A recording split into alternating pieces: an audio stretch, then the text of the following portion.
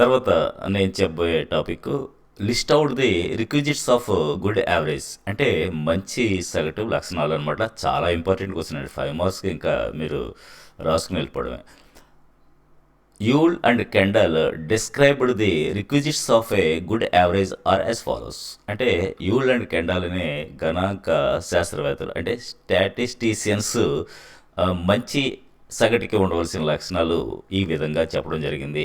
Average should be rigidly defined అంటే ఖచ్చితంగా ఉండాలి. అది మార్పులు చేర్పులు ఉండకూడదు, కరెక్ట్గా ఉండాలి. It should be based on all the observations ఇది కవర్ చేయాలన్నమాట. అంటే మనకి ఫ్రీక్వెన్సీ ఉంటుంది కదా, అన్ని అంశాలు కూడా లెక్కలోకి వచ్చే విధంగా తీసుకోవాలి. మీరు గమనించారు కదా, అర్థమెటిక్ మీన్ చేస్తారు. అర్థమెటిక్ మీన్ చేస్తే మనం ఏం చేస్తామంటే అన్ని అంశాలని లెక్కలో తీసుకుంటాం. అదే మోడ్ చేసినప్పుడు హైయెస్ట్ ఫ్రీక్వెన్సీ ఏదైతే ఉందో ఆ ముందుది తర్వాతది ఈ రెండింటి మీదే మనం మోడ్ కడతాం, మిగతాన్ని వదిలేయడం జరుగుతుంది అనమాట అండి.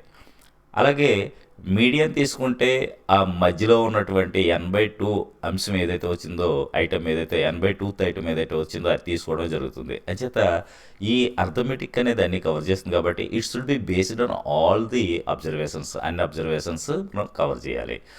It should be easy to understand. ఇది మనకు ఎలా ఉండాలి, అర్థం చేసుకోవడానికి చాలా ఈజీగా ఉండాలి. It should be easy to compute, లెక్కెట్టడానికి ఈజీగా ఉండాలి, లెక్కించడానికి చాలా ఈజీగా ఉండాలి. It should be least affected by fluctuations of sampling. అంటే మనం ఏదైనా ఒక డేటా తీసుకుని దాన్ని సగటులు చేసినప్పుడు ఆ డేటాలో తప్పు ఉందనుకోండి, తప్పు ఉన్నప్పుడు ఆ తప్పు ఇందులో వేసినప్పుడు చాలా చిన్న ఎఫెక్ట్ ఉండాలి కానీ ఎక్కువ ఎఫెక్ట్ ఉండకూడదు అనమాట. అదొకటి.